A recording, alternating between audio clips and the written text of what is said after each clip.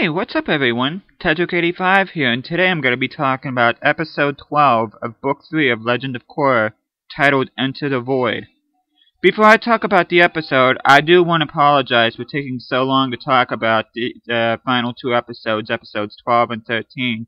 But now since I finally got some free time, I'll be able to record both this and my opinions on the next episode. So, first thing I'm going to discuss is the title of the episode itself, Enter the Void, which is pretty much an illusion that Zahir is trying to unlock the final form of airbending, which is weightlessness, which gives him the ability to fly.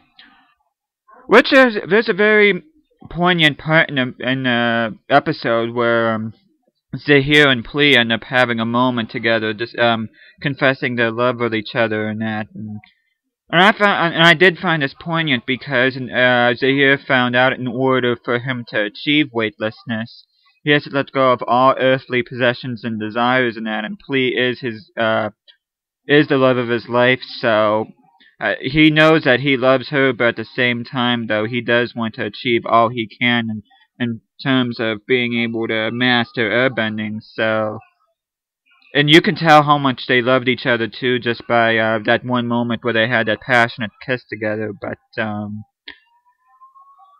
yeah, and this was they had their intimate moment before he met with Korra, which also happened at the beginning of the episode. Korra did decide to turn herself into Zahir because she wants to do what's in the best interest of the Air Nation. She doesn't want to jeopardize them, and she wants them to have a future.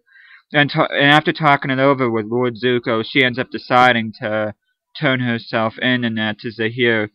But the deal is, though, that she had in plan was that if she turned herself over to Zahir, that he would let the Air Nation go free.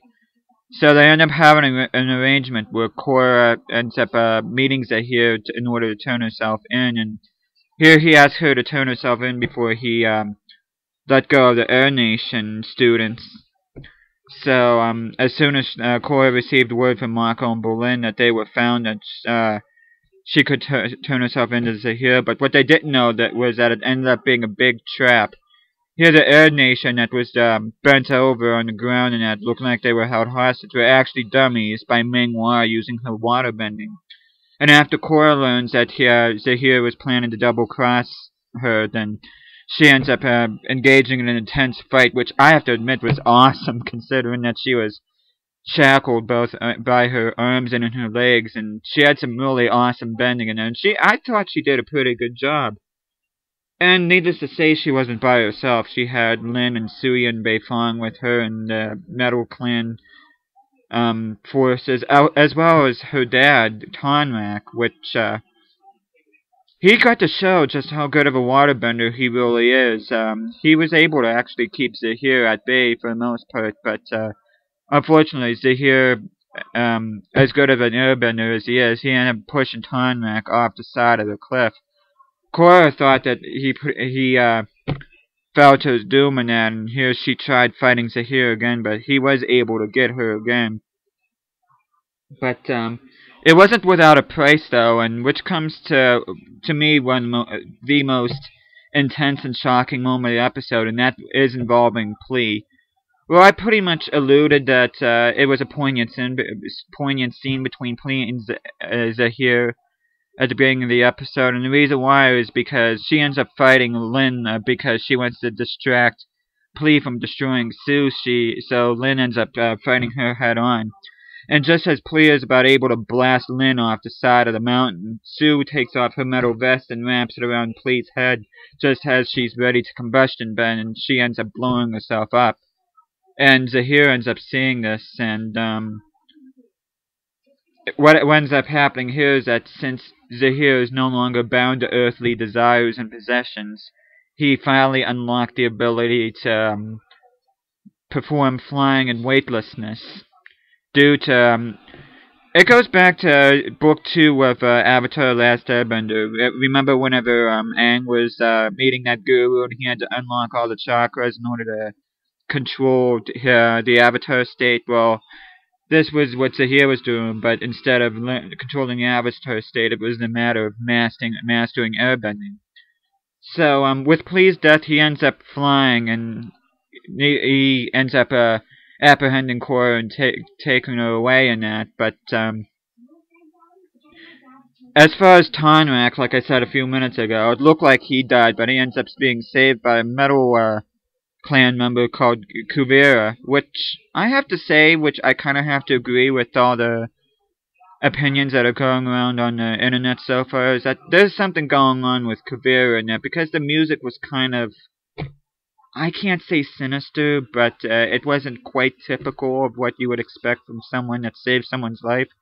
And you'll find out in the next episode that there's quite a bit of name dropping of her name, so I'm getting a feeling that she's going to be a prominent figure in Book 4, which I'm not even going to talk about that into the next video, but yeah, there's some really good action scenes in this episode. There's plenty of powerful moments there, and which I talk about Zahir and Plea, but there's also, you can tell how much Lin and Sue have reconciled, because right before Lin used herself as a decoy to protect Sue from Plea, she looks at Sue and she tells her that that she loves her, and that. So I thought that was pretty cool. And but to tell you what, one thing that we learned is that you don't mess with the Bayfongs. Yeah, you can definitely tell that they're Tops kids, because they do not play around. And it's really awesome too, because it's really like if you take Toph from Avatar: The Last Airbender and you split her in half. You know, you get Lin with Toph's stubbornness and little hard edge about her, and you get Sue's carefreeness, and what Toph was pretty much alluding to in Book 2, saying, I can do whatever I want when I want. So I just think they're awesome, and not only do I like Lin a lot, but I'm really, really liking Sue a lot, too. I think we're seeing that not only is she a powerful bender, but she is a rather awesome character, too. And the character development, not only in this episode, but this entire book.